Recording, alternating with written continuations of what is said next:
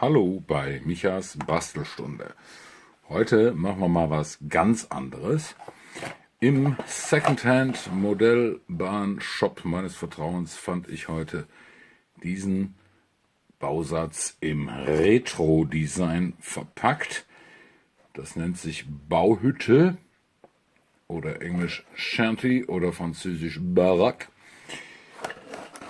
Und es ist zu einem Preis von 6 Euro über den Ladentisch gegangen. Heute, alter Trick, wenn man das Preisschild ein bisschen nass macht, kann man sehen, was es früher mal gekostet hat. Na, oder? Können wir da drunter gucken? Kriegen wir das ab? Na?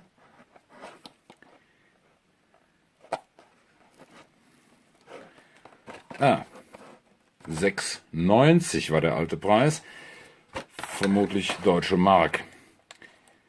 So, wir öffnen die Retro-Design-Verpackung und finden tatsächlich eine verrottete, vorgealterte Angelegenheit. Bodenplatte, Dachplatten, ein Haufen loser Backsteine, Holzteile. Wundervoll. Scheint alles da zu sein. Der Verkäufer hat mir versichert, er hätte das Ganze. Und sogar eine Bauanleitung ist dabei.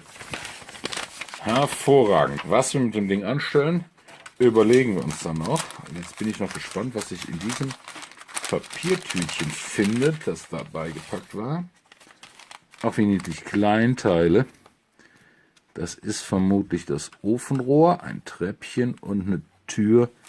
Vielleicht sind die von irgendeinem Spritzling abgegangen. Also das ist eine reiche Menge Material in so einer kleinen Schachtel. Was nicht dabei ist, sind allerdings Gläser für die Fenster. Aber gut, bei einer solchen Hütte kann man da eventuell darauf verzichten. So, dann überlegen wir uns was. Und ich denke, zuallererst müssen wir hier einigen Teilen noch mit Farbe etwas zu Leibe rücken. So, ganz fantastisch finde ich ja, wie die das Dach hier hergerichtet haben. Von der Rückseite sieht es homogen farbig aus, aber von vorne ist das sehr fein eingefärbt. Und jetzt werden wir versuchen, die anderen Teile in einem ähnlichen Stil zu machen. Ich sage jetzt nur, das soll die Türe sein. Die finde ich ein bisschen primitiv. Ich denke, da werden wir was Besseres finden. Aber viele Sachen glänzen mal wieder im Plastikglanze. Und denen werden wir diesen Glanz jetzt ein wenig austreiben. Ein bisschen Acrylfarbe, ein bisschen Wasser. Das Einfachste ist jetzt, ich mache hier so eine Art Erdbraun, damit egalisieren wir erstmal den Untergrund. Ich weiß noch nicht genau, wo ich das mal einsetzen werde, aber dass es dann irgendwo eingespachtelt werden muss und dem Untergrund passend sein sollte, ist ja mal zweifelsfrei. So, da achten wir nur drauf, dass wir die Klebestellen nicht mit zumalen. Da müssen wir sonst die Farbe wieder runterkratzen. Das muss ja dann nicht sein. Hier im Boden sind so ein paar angedeutete Unebenheiten, als wenn da Schotter oder sowas drin läge. Und genau die holen wir wieder hervor. Mit einem alten Lappen wischen wir an den Stellen mal ein bisschen drüber. Dann kommen die Schotterstückchen wieder raus. Überhaupt schadet das nicht. Das lässt die Strukturen wieder etwas hervortreten. Ist ja immer eine Baubude, wo eine Menge Schutt und Dreck und Abfälle herumliegen. Ihr seht das jetzt nicht. Ich habe immer beim Malen ein altes, verschlissenes T-Shirt auf dem Schoß. Das hindert einerseits die Farbe dran, meine Kleidung zu bekleckern. Und zum anderen hat man immer einen Lappen zur Hand. Jetzt nehmen wir uns Schwarz. Den Pinsel haben wir gar nicht mal gründlich gewaschen. Da kommt es nicht drauf an. Jetzt das Schwarz machen wir uns umso wässriger. und streichen damit mal über die ganze Bretterstruktur. Aber wenn wir das aufgetragen haben, wird es mit dem Stofflappen direkt, abgerissen, direkt wieder runtergewischt.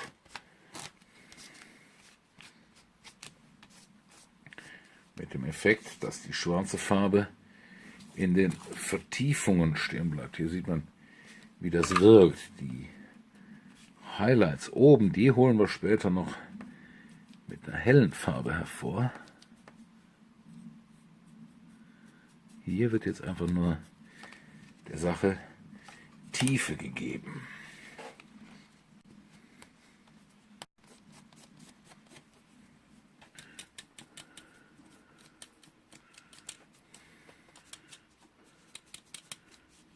Porentief schwarz.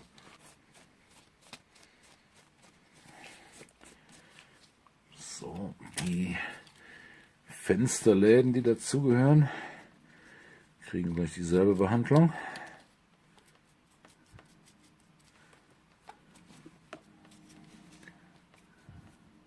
Da werden wir dann die Scharniere noch ein bisschen gesondert, ich sag mal, vielleicht in Rost einfärben. So, und jetzt habe ich mir noch die Finger bekleckert. Und hier, das ist der Innenfußboden. Ich weiß nicht, was man davon nachher sehen wird, aber schaden kann es nicht. Und die Balken außen, die werden auf jeden Fall zu sehen sein. So, und auch hier nochmal drüber tupfen. Wenn man sich dann die Finger so eingekleistert hat, dann sollte man vielleicht vor dem nächsten Take die Hände waschen. Eins versuchen wir jetzt noch mit dem dünnen, wässrigen Schwarz. Versuchen wir jetzt hier unter der Bude, dem Raum, ein bisschen Pinsel ausstreichen, ein bisschen Schatten zu geben, indem wir das Schwarz nass in nass hier mit auftragen und zu den Rändern hin etwas auslaufen lassen. Umso schwärzer sollte es dann unter dem Hütchen sein am Ende. Mal gucken, wie das wirkt, wenn das trocken ist. Jetzt nehmen wir uns einen ganz feinen Pinsel, auch wenn die ein bisschen teurer sind. Ich empfehle wirklich jedem Marderhaarpinsel, aber gute rote Marderpinsel. Die halten eigentlich sehr viel Farbe und lassen sich auch nach Jahren noch spitz wie ein Bleistift formen. So, mit etwas Rostfarbe male ich mir hier jetzt die Scharnierbänder der Fensterläden an.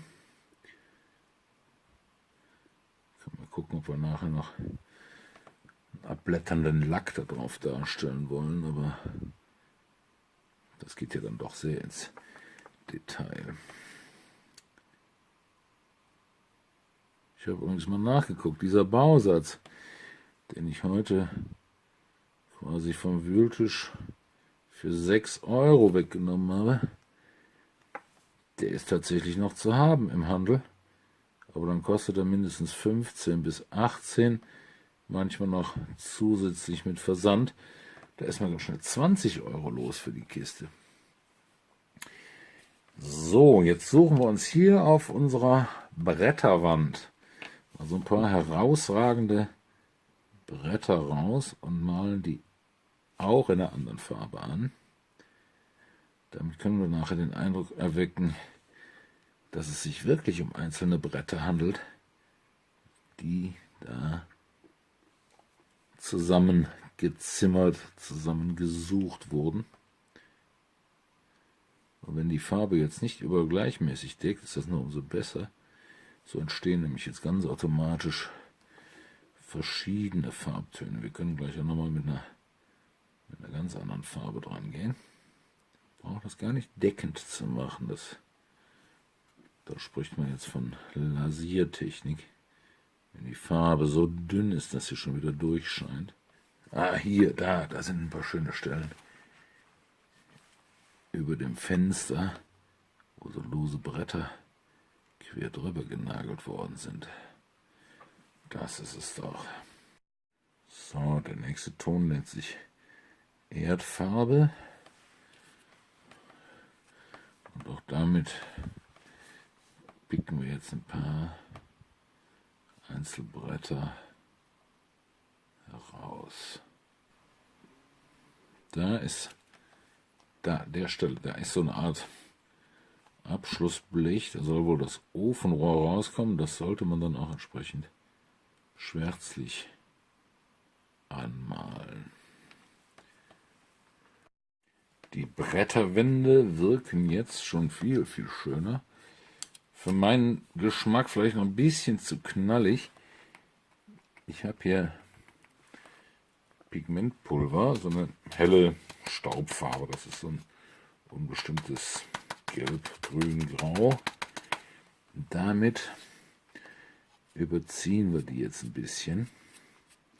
Gerade die hellen Bretter, da stupsen wir mal kräftig von dem Zeug dran und kehren das dann immer nach unten ab. Macht die Sache schon mal wunderschön stumpf. Ich hoffe, man kann den Unterschied jetzt erkennen.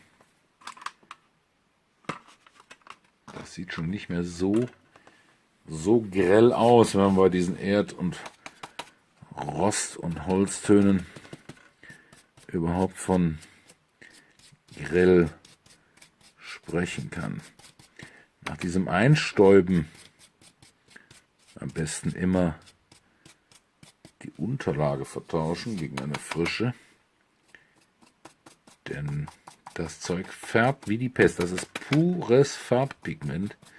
Der kleinste Krümel kann euch eine ganze Arbeit verderben, wenn er an eine Stelle gerät, wo er nicht hin soll.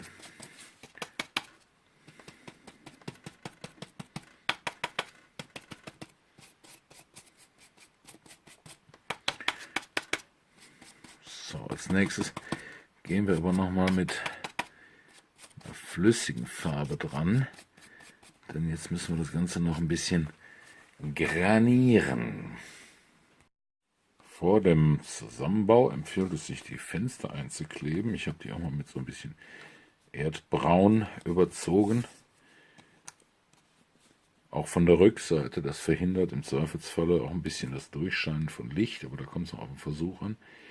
Aber so wirken sie, finde ich, etwas besser, als wenn die jetzt einfach blank weiß wären. Zum Abtrennen von so feinen Sachen empfehle ich einen kleinen Seitenschneider, aber darauf achten, dass der keine Warte hat, wie es heißt. Das ist so eine Kerbe hinten, die hat der nicht, der ist ganz glatt. Und im besten Falle brauchen wir da nicht mal mehr was nachfeilen. Da sind die Teile sauber, glatt und auch die kleinsten Teile vollkommen ohne Kraftaufwand säuberlich vom Spritzling zu trennen. Als Kleber empfehle ich einen, der in seiner Flasche mit einer nadelfeinen Spritzdüse daherkommt. So, da legt man das Bauteil, wie das Fenster zum Beispiel, einfach nur noch ein, zieht an der Seite eine kleine Klebenaht. Das sickert dann automatisch in den Spalt, trocknet ziemlich schnell und so kleckert auch nichts vorbei.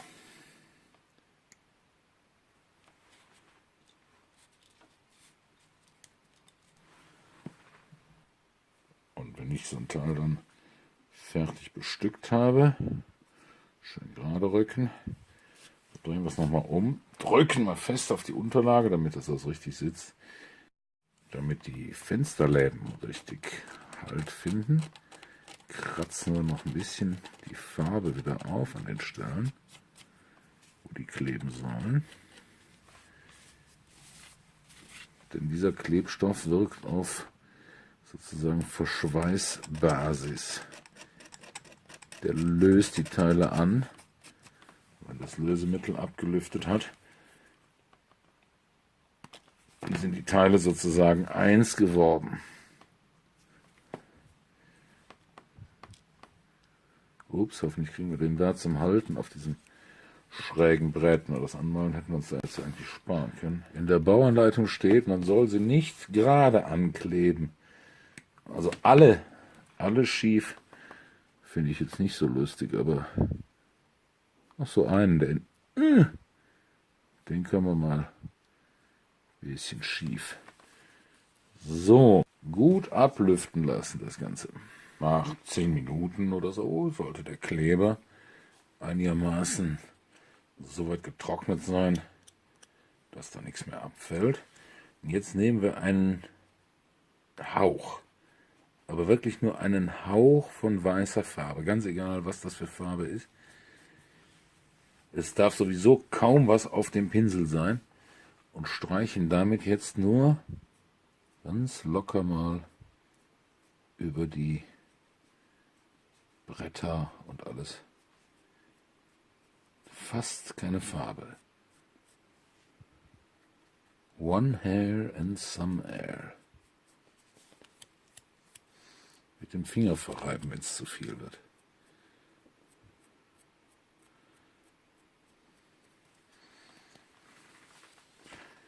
Sieht man den Unterschied?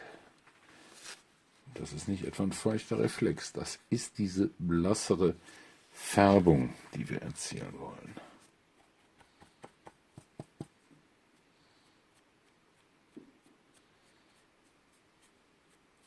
Das nennt man Granieren. So, im Bausatz sind auch noch zwei Werkzeugkistchen enthalten. So die Sache grob gezimmert mit Blechdeckel, wo die Arbeiter nachts ihre Sachen einschließen können. Da habe ich beschlossen, dass die eine davon neu gedeckt mit einem Blechdeckel, den habe ich einfach silbern angestrichen. Rettet sie aber auch nicht vor dem Granieren. Das Fundament sollten wir nicht vergessen. Da, wo wir die Schottersteinchen hatten, wie gesagt, nur ein Hauch, gerade mal so drüber fegen.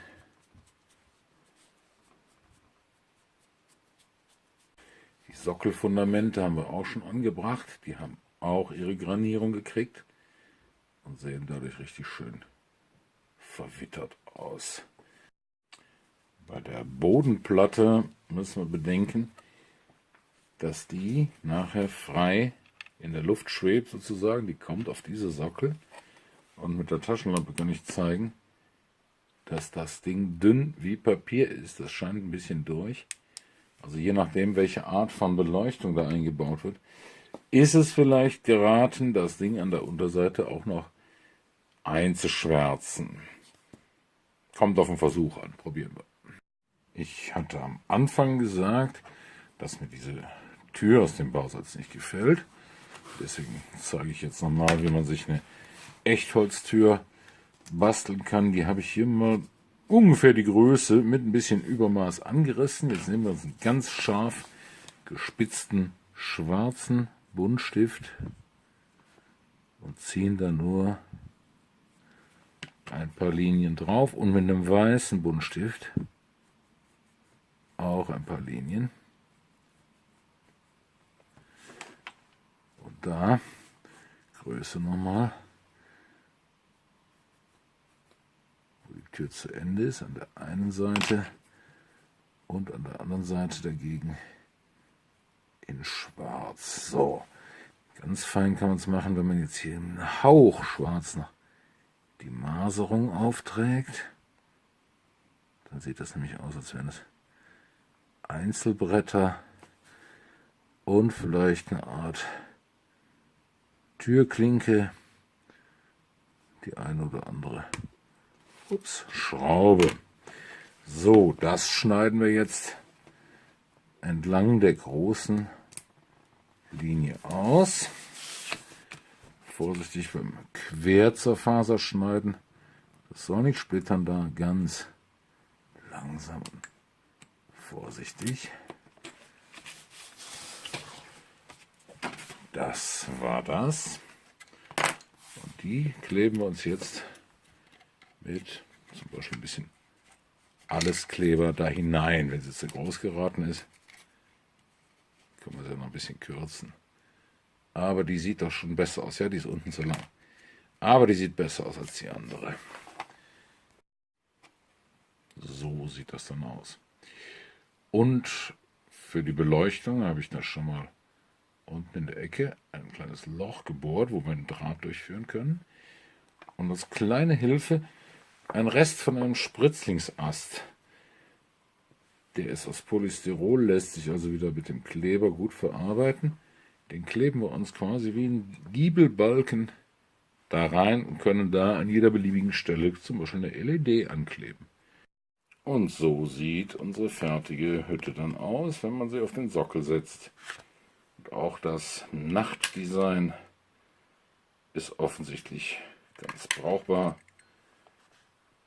Die eine LED haben wir im Moment mit 12 Volt und 2,2 Kiloohm Vorwiderstand provisorisch angeschlossen und da scheint nichts durch die Wände.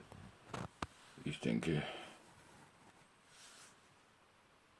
das können wir so lassen.